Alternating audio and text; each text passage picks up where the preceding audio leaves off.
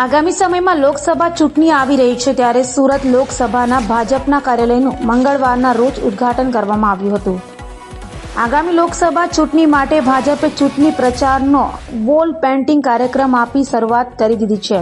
તો સુરત સંસદીય મત વિસ્તારના મધ્યસ્થ ચૂંટણી કાર્યાલયનો Lal Darwaja excellent business hub ખાતે મંગળવારે સવારે 10 કલાકે ઉદ્ઘાટન કરાયું હતું, જેમાં ભાજપના રાષ્ટ્રીય અધ્યક્ષ જેપી નડ્ડા, મુખ્યમંત્રી ભૂપેન્દ્ર પટેલ, પ્રદેશ અધ્યક્ષ CR પાટીલ વર્ચ્યુઅલ ઉપસ્થિત રહ્યા હતા। તો સુરતના સાંસદ અને કેન્દ્રીય રાજ્યમંત્રી દર્શનાબેન જરદોશ સાથે તમામ ધારાસભ્યો સહિત સંગઠનના હોદ્દેદારો હાજર રહ્યા હતા।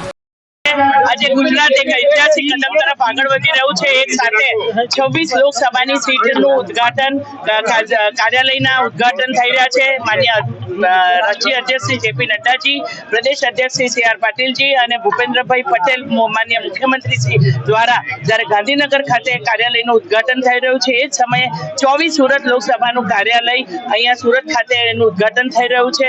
અને અમે સૌ સંકલ્પબદ્ધ છીએ કે આવનારા દિવસોની અંદર લોકસભાની ચૂંટણીની અંદર લોકોના કરેલા કામ માટે કરેલા કામ અને મોદી ગેરંટીની સાથે ફિર એકવાર મોદી સરકારના સંકલ્પ સાથે અમે પ્રચારમાં જવાના છીએ। તૈયારીઓ ચાલુ કરી ખૂબ સરસ, હંમેશા અમે તૈયાર જ હોઈએ છીએ, પ્રજાની વચ્ચે જ હોઈએ છીએ અને જે આટલા વર્ષો સુધીમાં કેન્દ્ર સરકાર અને રાજ્ય સરકાર અને અહીંયા તો કોર્પોરેશનની અંદર કરેલા કામોને આધારે પ્રજાએ હંમેશા વિશ્વાસ રાખ્યો છે।